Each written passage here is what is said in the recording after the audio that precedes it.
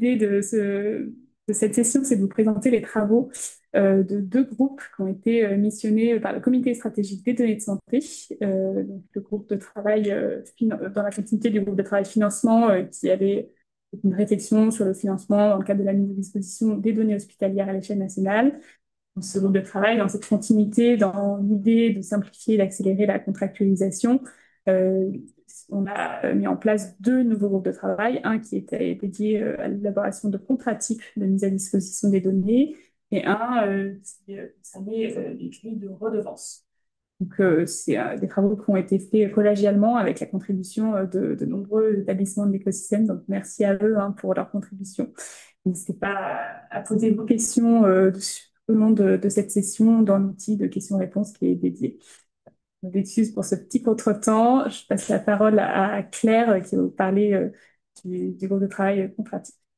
Oui, bonjour à tous. Donc pour démarrer sur le groupe de travail contrat type, donc on va commencer par revenir un petit peu sur les objectifs et l'organisation de ce GT. Donc, comme on le disait à l'instant, donc, le comité stratégique des données de santé a missionné en 2022 un groupe de travail sur le financement des données de santé qui a permis, à l'occasion des auditions des acteurs de terrain, de pointer une durée des phases de contractualisation, de négociation contractuelle qui était excessive et qui allongeait en fait les délais d'accès aux données pour la réalisation des projets. Donc, ces problématiques concernent aussi bien le détenteur de données ça ne lui est pas favorable non plus puisqu'il y a potentiellement un défaut de valorisation de sa base, des délais allongés qui surchargent potentiellement ses équipes, pendant que l'utilisateur des données, lui, n'a pas accès aux données et ne peut pas mener à bien les projets qu'il a prévu de mener dans le calendrier prévu. Donc, dans la continuité de ces problématiques qui ont été remontées au niveau du terrain, une réflexion a été lancée autour de la contractualisation sur la mise à disposition des données et il y a un groupe de travail qui a mené un chantier spécifique pour aboutir à un ou plusieurs contrats types pour la mise à disposition des données hospitalières dans le cadre des entrepôts de données hospitaliers. Euh, Donc, ensuite, donc, ce groupe de travail, s'est organisé en plusieurs phases. On a commencé les travaux en février 2024 avec un partage des modèles de contrats qui étaient déjà utilisés en fait par les EDS en vue d'identifier les éléments communs et les différences entre les différents modèles de contrats qui étaient utilisés d'ores et déjà, afin ensuite de déterminer ensemble un périmètre d'application du contrat type et une organisation des travaux. Donc, suite à ça, il y a eu une deuxième phase de travaux en sous-groupe avec les différents ETS participants qui ont mené à la première rédaction des articles. Et ensuite, on est revenu à une organisation en séance plénière, donc avec l'ensemble des EDS participants qui discutaient de l'ensemble des articles du contrat type. Cette phase a été l'une des plus longues entre septembre 2024 et avril 2025, puisqu'elle a aussi donné lieu à des échanges avec des représentants en fait des industriels qui ont vocation plutôt à être des utilisateurs des données alors que les EDS seraient les détenteurs de données et donc du coup de prendre en compte ces retours pour un peu équilibrer les relations contractuelles et avoir aussi un regard extérieur sur ce contrat type. Cela a conduit donc à une validation finale du contrat type par l'ensemble des membres du GT contrat avant son adoption en mai 2025 par le comité stratégique des données de santé. Donc maintenant qu'on a fait ce petit tour d'horizon rapide, on va pouvoir entrer un peu plus dans le détail de la présentation du contenu du contrat type. Donc le contrat type, il a un périmètre bien défini. Donc déjà, il est signé entre un détenteur de données qui va être une personne morale, privée ou publique, plutôt publique puisqu'on est ici sur les EDS hospitaliers, avec un qui lui est le responsable du traitement de l'entrepôt de données de santé ou à un représentant de plusieurs responsables de traitement qui seraient co-responsables de l'entrepôt de données de santé. Et il est signé ensuite avec en parallèle, en même temps, avec un utilisateur de données qui va être, lui, par contre, la personne qui porte le projet, qui va réutiliser les données et donc qui, lui, est plutôt responsable du traitement de ce projet. Le contrat type, son objet, c'est vraiment l'accès aux données de l'EDS par l'utilisateur de données aux fins de la réalisation d'un projet de recherche. Et il exclut pour le moment, on y reviendra plus tard, le cas de la collaboration scientifique, qui fera sans doute l'objet enfin, qui a vocation à faire l'objet d'un contrat séparé, puisque la collaboration scientifique implique enfin, va avoir des implications sur un certain nombre de sujets contractuels, notamment la répartition des droits de propriété intellectuelle sur les livrables, une coopération renforcée entre les parties. Et le but, c'était de partir initialement sur un contrat plus simple qui se limitait à la fourniture de données et ne pas entrer dans ces considérations tout de suite. Bien sûr, le but du contrat, c'est aussi de permettre cet accès aux données dans le respect des réglementations qui sont applicables, donc aussi bien en matière de protection des données personnelles de santé, mais aussi les recommandations sectorielles spécifiques, notamment le référentiel EDS de l'ACNI. Le contrat type permet d'accéder aux données soit par une mise à disposition des données, c'est un peu le principe par défaut, avec un accès aux données sur un environnement sécurisé qui est fourni directement par le détenteur de données, ou sous réserve de l'obtention des autorisations requises via une transmission des données avec une exportation vers un environnement sécurisé qui est sous la responsabilité de l'utilisateur de données, enfin pas un tiers, mais en tout cas sous la responsabilité de l'utilisateur de données. Le contrat type, il est modulable puisqu'il comporte un système d'options. Je ne sais pas si on voit très bien sur la slide, mais en tout cas, l'objectif, c'était de montrer qu'il y a ce système de crochet et d'utilisation des couleurs orange qui permettent de sectionner des options, notamment si vous êtes dans un cas de mise à disposition ou transmission des données. C'est un peu l'option principale, mais il y a d'autres options qui se présentent, notamment sur les qualifications des parties ou sur d'autres points plus spécifiques. Le but, c'est vraiment que le contrat soit adaptable en fonction des aspects opérationnels. On a beaucoup d'éléments qui sont à compléter. Il y a souvent des recommandations qui sont fournies de comment compléter, quels éléments insérer. Mais et ces éléments sont indiqués en jaune. Mais le but, c'est vraiment de le rendre adaptable à plusieurs situations. Reste conçu donc pour le contexte des EDS et donc il tient vraiment spécifiquement compte des besoins spécifiques des établissements, des entrepôts de données de santé. Et il a été également, comme je le disais, présenté à des utilisateurs de données, donc les industriels, pour avoir une relecture et un avis extérieur.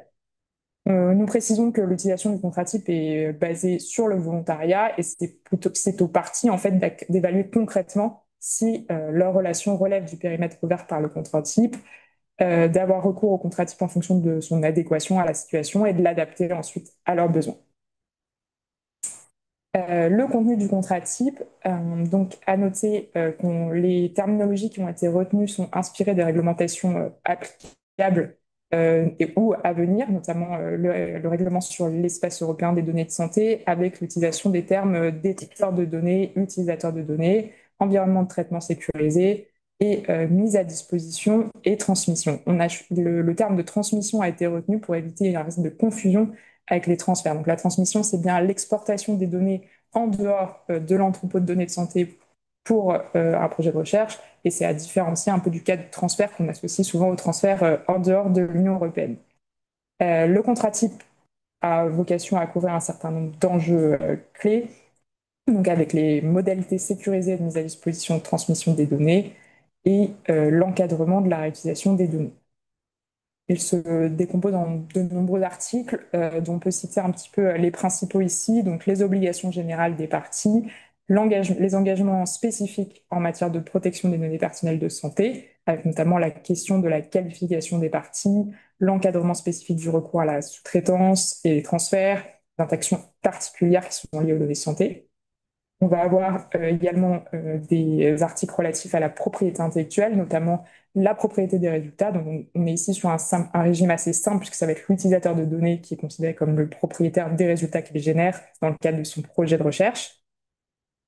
On a également des questions sur les modalités de communication et de publication des résultats, ainsi que la présentation de différents cas de résiliation sur lesquels on va un peu revenir ensuite. C'était une présentation assez générique et donc ici on vous a remis en visibilité les principales sections, donc avec d'abord la section principale sur la fourniture des données. Est-ce qu'elle se fait par une mise à disposition sur un environnement sécurisé géré par le détenteur de données qui va préparer les données, fournir un environnement sécurisé qui contient les données et potentiellement également des outils, un support technique, etc. Si c'est autorisé, il peut y avoir une transmission de données vers un autre espace. Ces modalités d'accès aux données incluent également des droits d'utilisation de l'extrait de la base de données qui est utilisé pour le projet, droits d'utilisation de l'environnement et des outils qui sont mis à disposition sur cet environnement. D'autres aspects, un autre aspect vraiment principal, ça va être la protection des données personnelles. Donc, il y a un système d'options qui permet de choisir entre les qualifications les plus adaptées, entre des responsabilités de traitement indépendantes, qui va être notamment utile dans le cadre de la transmission, ou une potentielle sous-traitance du détenteur de données dans le cadre du service qu'il fournit à l'utilisateur de données, donc une mise à disposition des données en tant que sous-traitant. Cette partie comprend également des stipulations sur l'encadrement des transferts ORE et comment s'articule en fait la responsabilité des deux parties autour des obligations d'information et d'exercice des droits des personnes concernées. Enfin, on a aussi des stipulations relatives à la gestion de la relation en tant que telle, donc tout ce qui va être règles de communication. Il faut que le détenteur de données puisse valoriser les projets qui ont été réalisés avec ces données, la durée du contrat, donc du coup qui est la durée de réutilisation des données qui va fixer la durée du contrat, et des cas de résiliation anticipée, donc certes des cas classiques comme en cas de manquement d'une partie, mais aussi par exemple s'il y a une perte d'autorisation, si le DS n'est plus conforme, ou s'il y a une indisponibilité ou une insuffisance des données qui sont fournies, qu'on s'aperçoit que finalement les données ne correspondent pas aux besoins du projet. Ce premier contrat a été validé et adopté par le comité stratégique des données de santé. Et donc, on va voir un peu maintenant quelles sont les prochaines étapes. Donc, sur le contrat type qui a été approuvé, il y a un objectif de le mettre à jour et de le garder à jour et de s'assurer qu'il reste en réponse aux attentes des utilisateurs. Donc, l'objectif est vraiment de recevoir des retours d'expérience et d'ensuite améliorer au fur et à mesure de ces retours d'expérience et des éventuelles modifications de réglementation, de mettre à jour le contrat type. Ensuite, le contrat type a permis également d'identifier un nouveau besoin.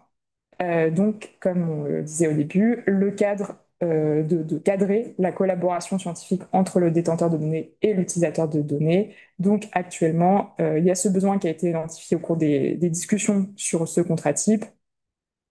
Une définition du périmètre qui va être périmètre de ce nouveau contrat type, de ce second contrat type, est en cours de discussion par le groupe de travail. Et il y aura des travaux à venir sur vraiment la rédaction en tant que telle de ce contrat. Voilà pour un petit peu le tour de la présentation du groupe de travail contractif et de ce premier contrat. Je vous demande si vous avez des questions. On ne va pas dans l'outil, mais on va vous laisser un peu de temps s'il y en a qui vous viennent en tête. On passe à la suite. Quand le nouveau GT a déjà commencé. Hum, Non, il n'a pas vraiment commencé pour le moment. Il y a des travaux préparatoires qui sont en cours. On a commencé un petit peu à cadrer côté HDH les besoins. On va sans doute contacter très prochainement les partenaires, les EDS intéressés pour avancer, mais vraiment on est au tout début des réflexions. Également, comment et quand pourrons-nous accéder à ce contrat type? Publié. Il me semble que ça a déjà été publié sur le site du HDH, mais on peut vérifier. Et on fera nécessaire pour vous envoyer le lien avec le lien vers le replay de cette session qui sera disponible. D'autres questions? De toute façon, s'il y en a d'autres, hein, on aura le temps d'y répondre. On a bien mon temps, je pense, pour s'y consacrer. Et je parole à Jude pour la partie sur les grilles de redevance. Ah, on a une dernière question. Aurons-nous accès au support de présentation? Oui, on pourra vous le partager également. Pour dans ce mail récap avec le replay et le lien. Vas-y, Jude. Merci. Donc effectivement, à la suite de cette première partie sur les contrats types, moi je vais vous présenter les travaux qui ont été réalisés par le groupe de travail financement sur la tarification de la mise à disposition des données. Donc de la même façon que précédemment, je vais faire tout d'abord un petit rappel sur les objectifs et l'organisation de ce GT. Donc, le groupe de travail financement a pour objectif d'établir un modèle de financement des bases de données de santé. Et il a commencé son travail par les entrepôts de données de santé hospitaliers pour lesquels il a établi une estimation des coûts. Alors, ce groupe de travail a, au travers d'une note, permis de mettre en évidence la nécessité d'un financement public important pour pérenniser ces infrastructures, mais également il ouvre la porte à la possibilité pour les détenteurs de données qui le souhaitent de pouvoir récupérer les recettes de la tarification de l'accès aux données pour les acteurs privés. Et donc, c'est sur ce point en particulier que le groupe de travail a poursuivi ses travaux afin de pouvoir établir des grilles de tarification qui soient harmonisées et qui permettent notamment d'apporter de la visibilité aux acteurs qui ont notamment remonté des aspects sur, par exemple, le fait de pratiques tarifaires qui semblent hétérogènes, avec parfois peu de transparence, et qui peuvent emmener effectivement, comme on l'a dit précédemment, des contractualisations qui sont assez longues. Et donc, c'est sur cette seconde partie des travaux du GT qu'ont pu être élaborées ces deux grilles de tarification, unifiées, harmonisées, testées aussi sur le terrain pour favoriser cette mise à disposition des données de santé aux acteurs privés. Alors, de la même façon que précédemment, je vais aussi vous détailler un petit peu la méthodologie des travaux qui ont été réalisés.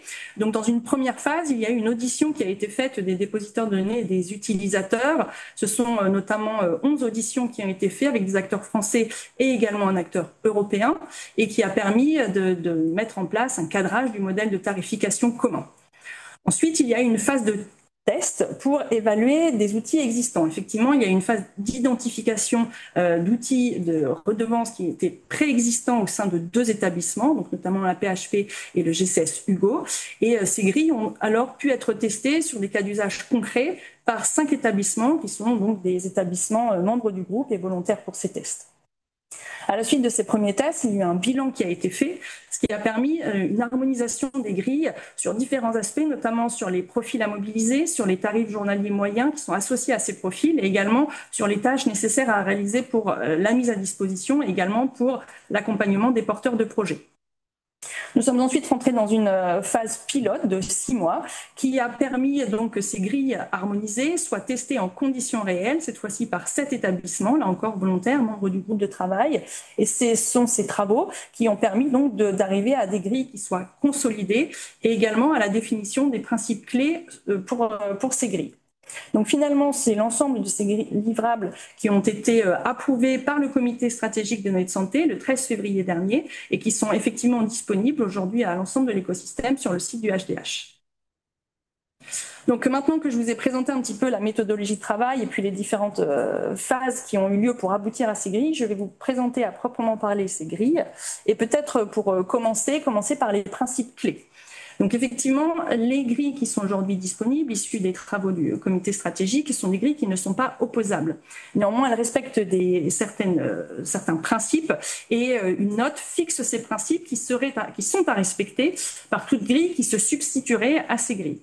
Alors, les principes sont les suivants. Tout d'abord, un principe de transparence et d'accessibilité des tarifs. Effectivement, ici, l'enjeu, c'est d'avoir effectivement des éléments tarifaires qui soient bien précisés dans cette grille tarifaire, afin effectivement, pour les utilisateurs de données, d'avoir une visibilité sur le tarif qui est proposé. Ensuite, il y a un principe autour du périmètre des activités qui sont encadrées par le DGA et par l'espace européen des données de santé. Il y a effectivement une nécessité à ce que ces tâches soient bien identifiées dans la grille et qu'elles correspondent aux activités qui sont encadrées par ces deux réglementations, afin là encore de donner de la visibilité à l'acteur, au porteur de projet. Il y a également un principe d'équité tarifaire pour les différents types d'acteurs et également d'efficacité opérationnelle, puisque l'objectif ici, c'est bien de permettre de réduire le temps pour aboutir à cette tarification et donc à la contractualisation. Donc l'ensemble de ces 4 principes permettent de garantir la transparence, l'équité et l'efficacité qui aboutissent effectivement à la tarification, de la mise à disposition des données pour les acteurs privés. Donc maintenant qu'on a vu ces grilles, ces principes, je vais vous présenter ces grilles. Donc effectivement, comme je le disais, il y a 2 grilles qui sont proposées, qui ont chacune des logiques de complétion différentes. Donc une première grille qui a une logique de complétion par ressources. Donc là, l'idée, c'est de pouvoir associer aux différentes activités nécessaires à la réalisation du projet les profils et les tâches associées, la charge associée à ces profils. Donc là, on va être sur une grille qui va permettre de s'adapter à la réalité des établissements, puisque chaque établissement pourra choisir quel profil et quelle charge est associée à chaque tâche. Néanmoins, bien sûr, cela nécessite d'avoir du recul de l'expérience pour savoir quel profil et quelle charge doit être mobilisé pour réaliser telle ou telle tâche. La seconde grille, elle est dans une logique de complétion par tâche. Donc là, cette fois-ci, on va choisir les tâches et à chacune des tâches qui seront sélectionnées pour réaliser le projet sera associé un profil et une charge de façon standardisée. Donc, cette grille va donc permettre de pouvoir rapidement établir un chiffrage pour des projets, également s'adapter à des projets pour lesquels les établissements auraient peut-être un petit peu moins de recul pour rapidement aboutir à une tarification. Néanmoins, cet aspect automatisé va demander effectivement une prise en main peut-être un peu plus importante, puisqu'il va falloir comprendre aussi comment ce tarif aboutit à la fin au travers de ces remplissages automatiques.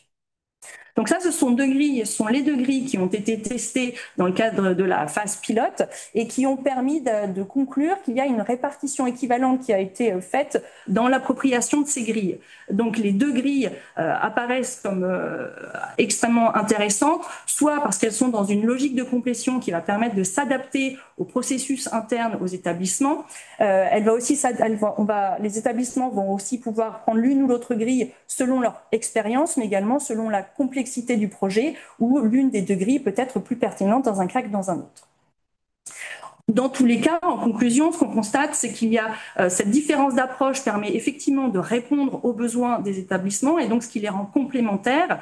Et en plus, on constate que les résultats sont effectivement cohérents et comparables que l'on utilise l'une ou l'autre des 2 grilles.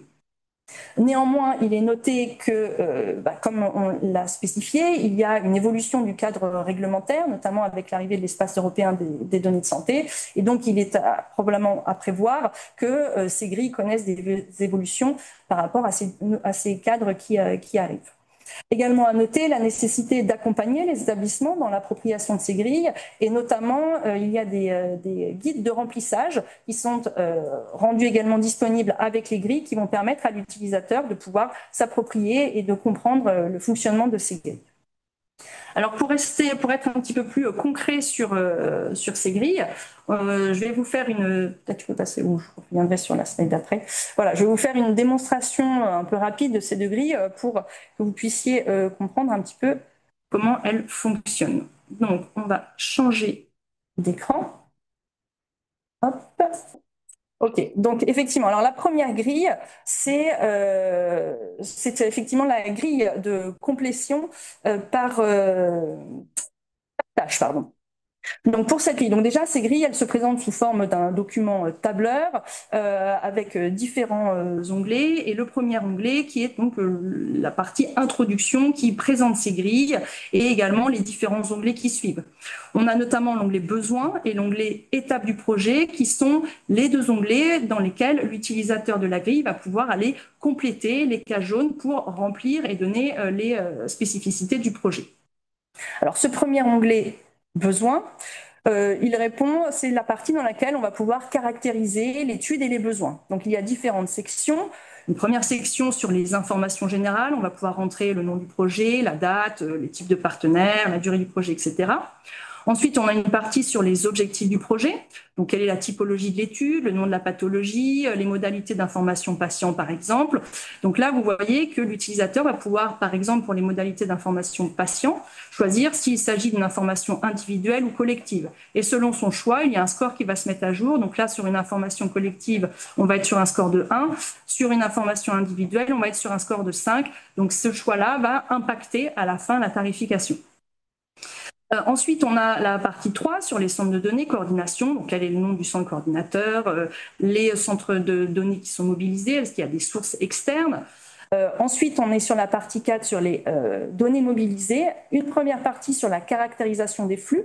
Donc là, ça va être notamment les flux qui sont dans le socle commun. Donc il va y avoir les flux simples. Donc là, il s'agira simplement d'aller choisir les flux qui vont être nécessaires dans le cadre du projet. Donc il s'agira de mettre une croix pour sélectionner. Par défaut, il s'agit de flux à créer, mais si un établissement a déjà créé ce flux, il suffit juste de le signaler ici et ça va mettre à jour l'ensemble des nombres de flux soit existants, soit à créer. Idem pour les flux complexes. Et on va également pouvoir ajouter les flux qui sont hors du socle commun, donc rajouter leur caractérisation s'il s'agit de flux simples ou complexes, qui va de la même façon mettre à jour les scores. La seconde partie de cette section concerne le mapping terminologique. Est-ce qu'il y a besoin effectivement d'un mapping? Quel est le nombre de flux concernés? Est-ce qu'il y a besoin d'une sous-traitance? Est-ce qu'il y a une population témoin, etc.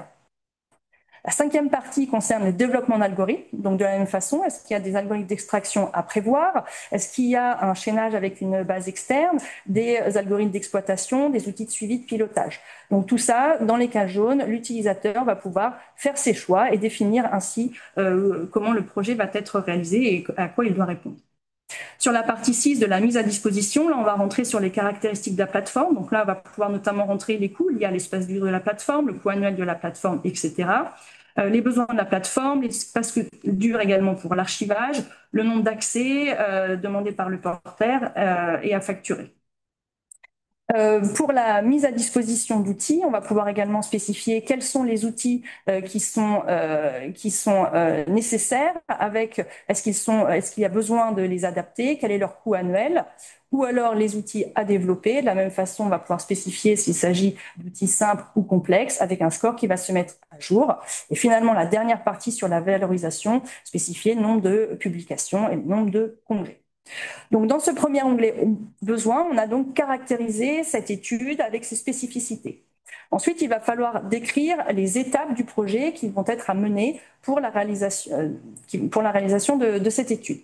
Donc, ces étapes, il y a différentes work packages qui sont définis. Un premier work package qui concerne la coordination du projet. Donc, l'utilisateur va pouvoir aller choisir les profils des acteurs qui vont être impliqués dans cette coordination, définir le pourcentage de TP annualisé. Automatiquement, ça va mettre à jour le coût annuel et également, on va pouvoir choisir à qui est-ce que ce coût va être imputé. Concernant les autres work packages, là, il s'agit vraiment des étapes à mener dans le cadre du projet. Donc, il y a différents work packages définis. Un premier work package sur l'examen de la faisabilité du projet et le devis. Ensuite, sur le dossier administratif et réglementaire, la préparation des données de l'environnement projet, l'analyse et la valorisation et clôture du projet. Pour chacun de ces work packages, on va avoir différentes tâches qui sont identifiées. Ici, il suffira pour l'utilisateur d'aller choisir les étapes qui sont à faire ou non pour la réalisation de ce projet. Et c'est simplement en choisissant ces étapes que le devis va pouvoir se mettre à jour par rapport aux choix qui ont été faits. Donc là, vous voyez, par rapport aux différentes étapes identifiées comme devant être réalisées, on va avoir un chiffrage qui va se faire pour ce différent work package avec un coût total du projet à la fin qui est rapidement estimé grâce à cette approche. Alors, comme je disais tout à l'heure, cette table nécessite une petite prise en main pour comprendre justement comment se fait cette tarification et ça, on peut simplement aller regarder dans les différents onglets des work packages. Donc, je vais aller dans le work package 1, par exemple, sur l'examen de la faisabilité du projet et du devis. Donc là, on va retrouver nos différentes tâches. Et vous voyez que pour ces différentes tâches, il y a pré-entré dans l'outil les différents profils qui sont associés à ces tâches avec leur coût jour, le nombre d'unités, donc le nombre de jours nécessaires pour la réalisation de la tâche et automatiquement le chiffrage qui est réalisé pour chacune des tâches. Donc là, effectivement, quand on aura choisi que la tâche est à réaliser, il y a un chiffrage. Si la tâche n'est pas réalisée, eh bien, il y a un coût à 0. Et donc, à la fin de cette table, on va retrouver le détail des coûts pour les différents profils et par rapport aux différents acteurs qui portent ce coût. Donc ça, on va le retrouver dans chacun des différents work packages qui donc aboutit à la fin à cette somme, à cette évaluation financière globale pour l'ensemble du projet. Question, je pense que je t'interromps parce que ça concerne spécifiquement cette grille. Est-ce que le coût affiché du projet de 666K est proche du réel ou pas du tout? Ah non, alors là, j'ai rempli n'importe comment. J'ai fait un petit peu. Non, non, là, c'est juste un exemple pour illustrer. Ensuite, il y a les paramètres. Donc ça, c'est le dernier onglet qui explique aussi comment justement est paramétré ces différentes données. Donc par exemple, on va retrouver l'ensemble des profils identifiés avec les salaires bruts annuels, chargés, etc. Et puis également pour les différents input qu'on rentre au départ, les scores associés aux choix qui sont faits par l'utilisateur. Et donc, c'est grâce à ce paramétrage et aux choix qui sont faits par l'utilisateur au départ qu'on arrive à ce devis final qui est effectivement un exemple. Alors maintenant, je vais passer... Ah, j'arrive pas à prendre mon deuxième onglet. Pardon, je vais faire comme ça. Voilà. À la deuxième grille. Donc là, on est sur la grille par ressources. Donc de la même façon, c'est un document tableur avec différents onglets. Un premier onglet introduction qui permet d'expliquer un petit peu comment marche cette grille. Donc il y a cette fois-ci. Pardon, ouais. Il y a donc trois onglets à compléter. Donc la caractérisation de l'étude, la saisie des ressources. Celui-ci est un onglet caché, pardon, je le remettrai après. Et un coût de la plateforme. Donc là, de la même façon, l'utilisateur va pouvoir aller compléter les différentes cases jaunes. Donc sur la caractérisation de l'étude, on retrouve les mêmes informations que tout à l'heure, le nom du projet, l'acronyme, les porteurs, la durée du projet, etc. Ensuite, là, on va rentrer dans la saisie des ressources. Donc, pour ce deuxième onglet, on va retrouver les différents work packages comme tout à l'heure, donc coordination, examen de la faisabilité, dossier administratif, préparation des données, analyse et valorisation scientifique. Et pour chacun de ces work packages, on va également retrouver les différentes sous-tâches, les mêmes qu'on avait dans la première grille. De la même façon ici, l'utilisateur va pouvoir choisir si oui ou non c'est une tâche à mener. La différence néanmoins réside dans ici le fait que selon qu'on choisisse de mener ou pas la tâche, il va falloir définir quel profil va être impliqué sur sa tâche et avec quelle charge. Donc c'est pour ça que je disais tout à l'heure que sur cette grille, il y a besoin d'avoir une certaine expérience et certains reculs pour pouvoir clairement identifier pour une tâche donnée quels sont les profils à solliciter et quelles seront les charges associées à ces profils pour la réalisation de la tâche. Donc là, on va par exemple sur la rédaction du protocole, c'est une tâche à mener. On a identifié un jour pour un médecin référent métier et 2 jours pour le data scientist. Ensuite, dans le troisième onglet sur les coûts plateforme, là, on va pouvoir rentrer directement les coûts associés à l'infrastructure, au software et au coût d'accès à l'espace projet. Donc, par exemple, pour le software, j'ai mis une licence, encore une fois, un peu au hasard, une licence à 1 000 €, des coûts d'accès à 300 € avec un nombre de profils à créer à 1. Donc voilà, on remplit ces 3 onglets pour finalement qu'on ait un remplissage automatique par rapport à ces réponses dans l'onglet devis. On va retrouver effectivement la caractérisation du projet et également ensuite l'évaluation financière. Donc de la même façon, pour chacun des work packages, pour chacune des tâches, on va pouvoir avoir un chiffrage que l'on pourra retrouver par rapport aux réponses qui ont été données dans les onglets précédents. Et là, par exemple, on va retrouver nos 1300 par rapport à l'espace projet. De la même façon, on a un dernier onglet qui est donc les paramètres tarifs où, comme tout à l'heure, on retrouve l'ensemble des différents profils qui sont identifiés. Donc, ce sont les mêmes profils dans les 2 grilles et avec les différents salaires qui sont associés à ces profils. Donc, voilà pour cette démonstration de ces 2 grilles. Je vous propose peut-être maintenant de revenir au diaporama. Donc, si tu veux, je peux essayer de le partager. Non, mais c'est bon, je vais le prendre, ce sera aussi simple. Voilà. C'est bon? Donc là, effectivement, l'idée, c'était un peu de rentrer dans le concret de ces 2 grilles, à savoir que ces 2 grilles sont disponibles sur le site du HDH, donc vous pouvez aller les télécharger et commencer à les utiliser. Elles sont également disponibles avec les guides de remplissage, donc ce ne sont pas les onglets introduction que j'ai tout à l'heure, c'est bien des guides à proprement parler qui va vraiment pouvoir accompagner l'utilisateur dans l'utilisation de ces grilles. Pour terminer, une dernière partie sur les prochaines étapes. Donc effectivement, ces travaux sont terminés. Il y a maintenant un comité de suivi qui a été mis en place pour la suite des travaux concernant cette tarification. Notamment, les objectifs de ce comité concernent l'accompagnement des établissements dans l'appropriation de ces grilles. Également, un objectif de collecte de données qui soit complémentaire pour pouvoir aller mieux estimer les recettes des entrepôts de données de santé hospitaliers qui sont générés par ces redevances. On l'a mentionné également plusieurs fois, le cadre législatif européen qui avance, donc il y a un objectif aussi de pouvoir suivre ces avancées pour les grilles, et puis un approfondissement de la réflexion sur l'harmonisation des grilles, notamment sur le périmètre des activités et sur les différents paramètres. Alors aujourd'hui, on a surtout travaillé sur le second point pour la collecte des données complémentaires, avec effectivement un travail qui a été initié sur les métriques clés, avec plusieurs établissements volontaires membres du groupe de travail. On a commencé à l'automne dernier en définissant les métriques clés qui vont permettre de comprendre en fait quelles sont les différentes typologies de projets et comment ces projets sont tarifés. Donc là, ça a été définir ces métriques clés. Ensuite, entre février et mai, nous avons travaillé avec ces établissements pour compléter ce tableau des métriques clés. Donc l'idée ici, c'était que les établissements puissent remplir ce document avec des exemples concrets de projets qui sont réalisés ou qui ont été réalisés pour justement avoir une représentativité des projets et comprendre cette tarification. Et puis maintenant, on a initié un travail d'analyse de ces documents et qui donnera lieu à une restitution au groupe de travail à l'automne prochain. Donc voilà, j'en ai terminé pour cette présentation et on peut effectivement répondre aux questions, s'il y en a.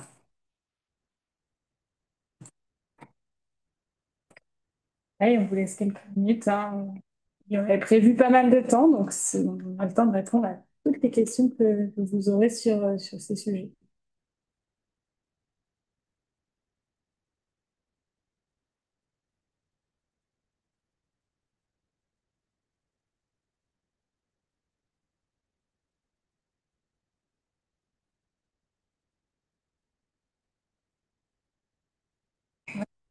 Oui. La parole à Brigitte pour toi et la question de vive voix. Vous m'entendez? Est-ce que vous m'entendez? T'as le son sur... Je vous entends pas, désolée. Vous m'entendez pas? Oui. Pardon? Faut que tu te débranches.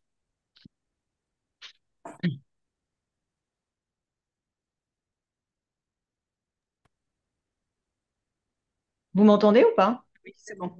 Oui. Excusez-moi, je me suis connectée un peu tard, donc en fait, vous l'avez peut-être dit dans la méthode.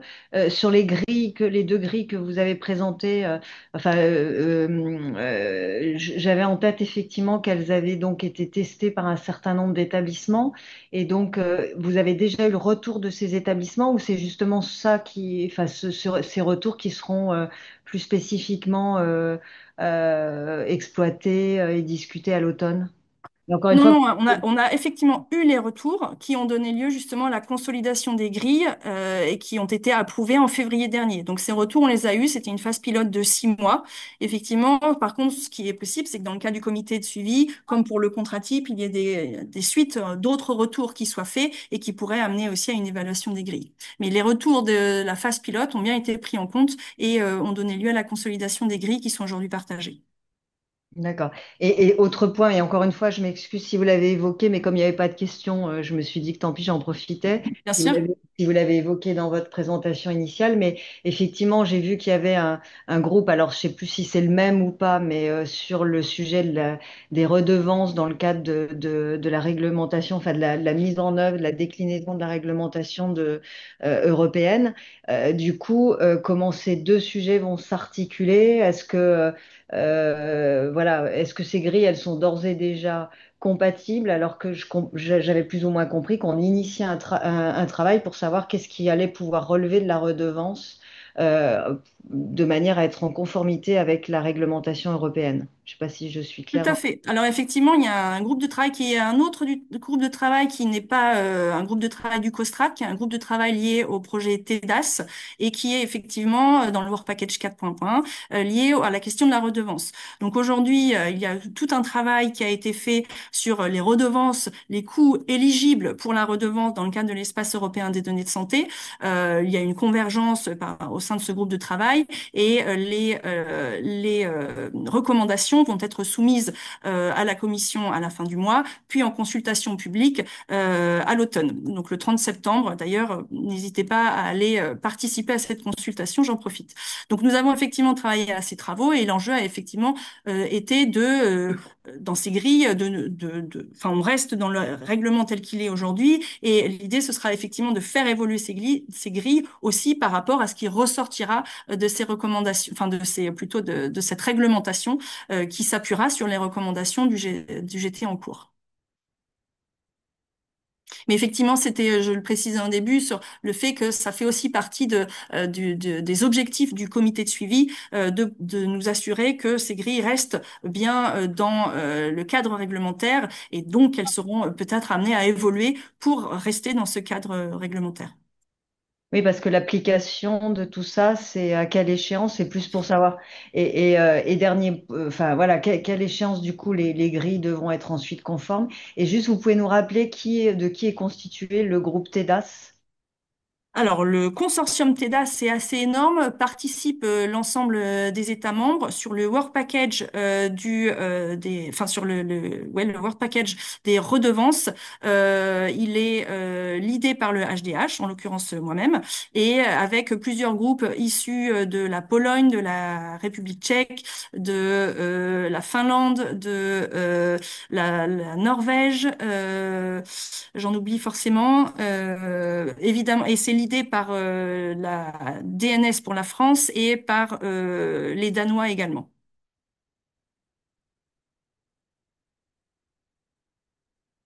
On est donc plutôt à la manœuvre sur ce sujet-là. Alors, l'idée, c'est un consensus. Donc, c'est tout un groupe de travail qui a travaillé pour. Alors, il y a eu, alors c'est un petit peu hors sujet peut-être ici, mais effectivement, il y a eu tout un travail qui a été fait par le groupe de travail TEDAS pour aller comprendre les pratiques tarifaires en Europe. Et ensuite, c'est sur cette base que des scénarios ont été proposés, discutés, pour aboutir à des recommandations alignées avec la Commission européenne. Donc, il y a eu tout un travail de plusieurs mois pour justement aboutir à quelque chose de consensuel.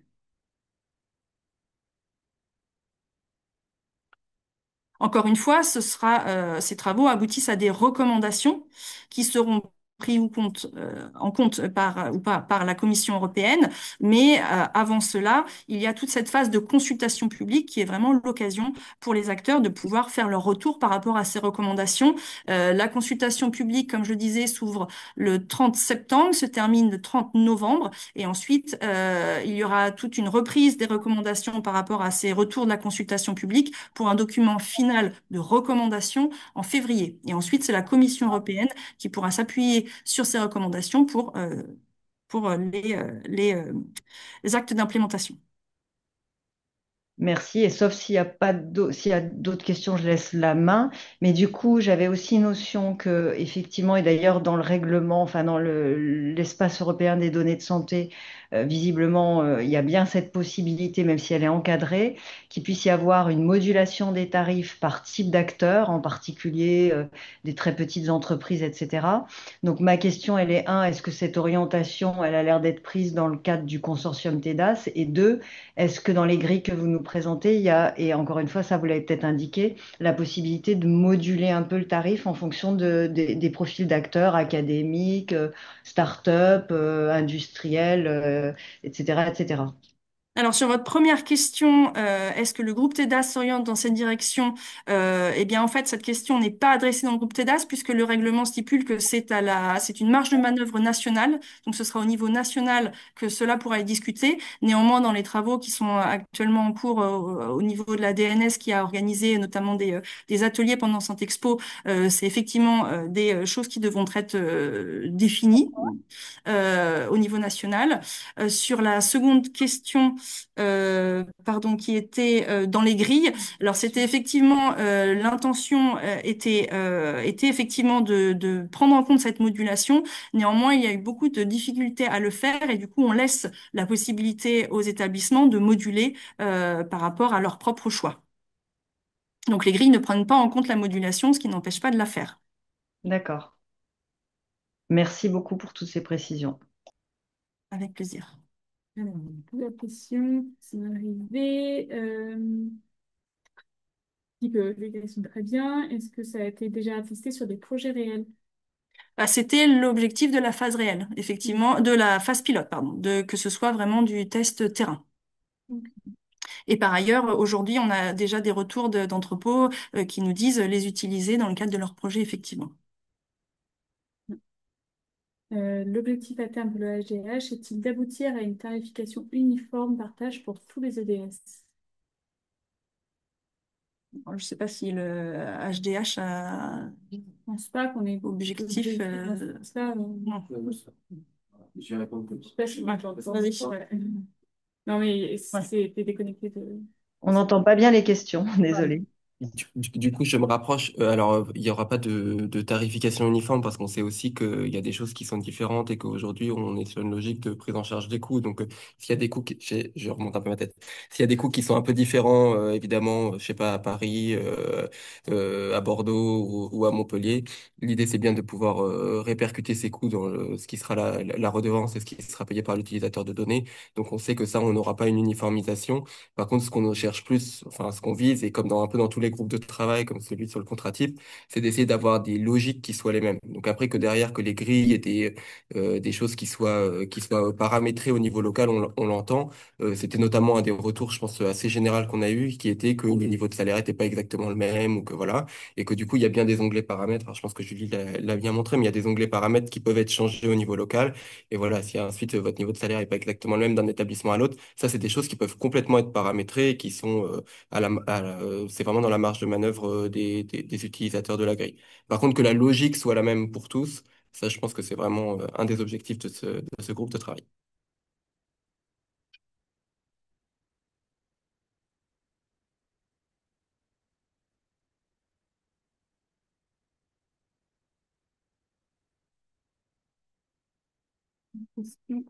Tu vois les questions aujourd'hui? Non, je les vois pas, mais je me suis remise pour Oui. essayer d'avoir le micro commun.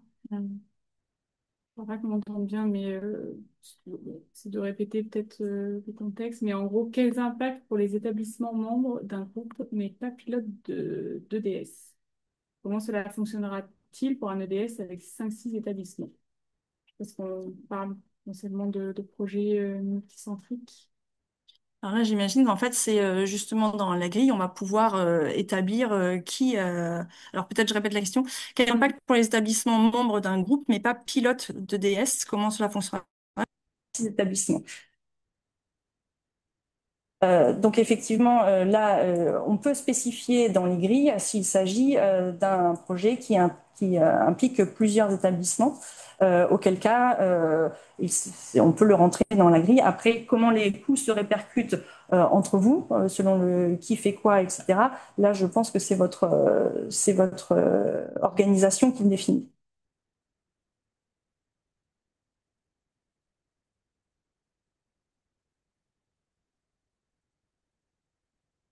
Tour des questions. Je ne sais pas si vous en avez d'autres, hein. Il nous reste un peu de temps.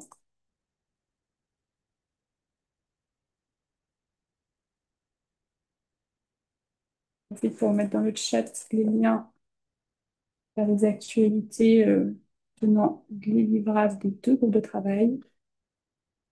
Je vais presser d'aller y jeter un œil. Cette question, est-ce que vous avez prévu de faire une convention type pour des entraînements d'algorithmes sur les données d'EDS? Ça n'a pas encore été discuté.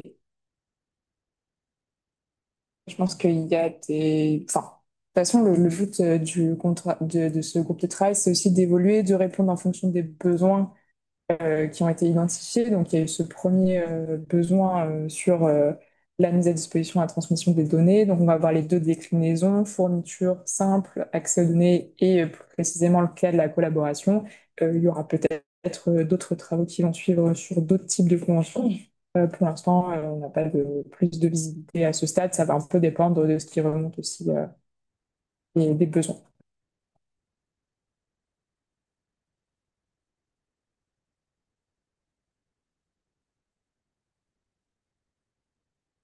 Pour nous revoir la vidéo de cet échange, je vous dis à enregistrer cette session et on la mettra à disposition dans les jours à venir sur le site du page YouTube du SAT Hub.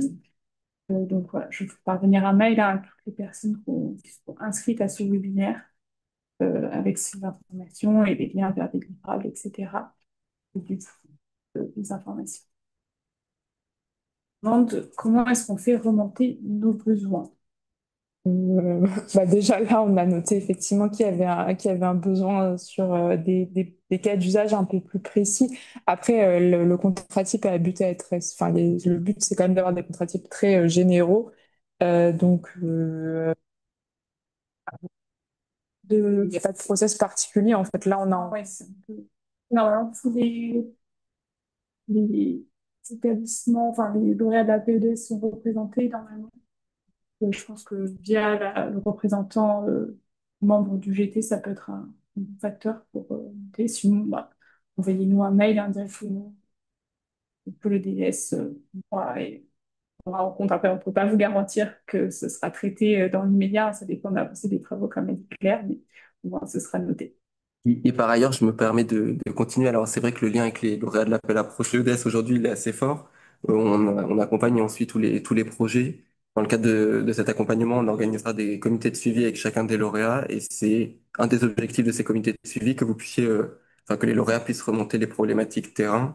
Et nous, on consolide un peu cette information parce que c'est vrai que un mail par-ci par-là, ça peut pas forcément donner lieu à chaque fois à un GT du COSTRAT, hein. Vous imaginez bien que les problématiques sont assez nombreuses. Mais par contre, nous, c'est aussi ce travail de consolidation de l'information du terrain qu'on fait au fur et à mesure, quand on fait des visites, quand on nous remonte des choses dans les réunions.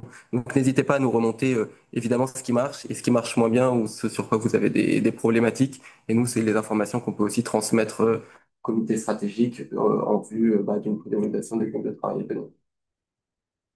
Et ce, sur tous les sujets, hein, pas uniquement la tarification, les contrats types, voilà. On essaie de se faire la voix du terrain également. Euh, Quand est-ce que ces comités de suivi commenceraient? Je me suis pas plutôt sur les vérifications, l'heure d'avance. Ah oui. Alors, ces comités de suivi, je sais pas, t'as pas de comité de suivi. Non, bah, non, c'est un petit peu Toi, aussi, c'est plutôt la en suite, fait, aussi des retours d'expérience qui sont remontés donc par les UDS qui ont participé au groupe de travail, qui vont utiliser aussi les grilles. Ça sera un peu en fonction de ça, ça va évoluer. Et sur la tarification, le comité a déjà commencé et comme je disais tout à l'heure, il a déjà réalisé des travaux, notamment sur les métriques clés.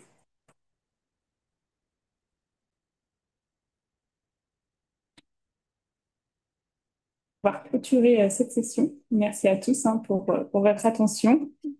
N'hésitez pas à jeter un œil aux travaux réalisés. Encore merci à tous les établissements qui ont contribué à l'élaboration de ces livrables. Et bientôt pour la suite de ces travaux et d'autres sessions à venir. Merci enfin à Julie et Claire pour leur participation. Merci. Au revoir. Au revoir. Bonne fin de journée.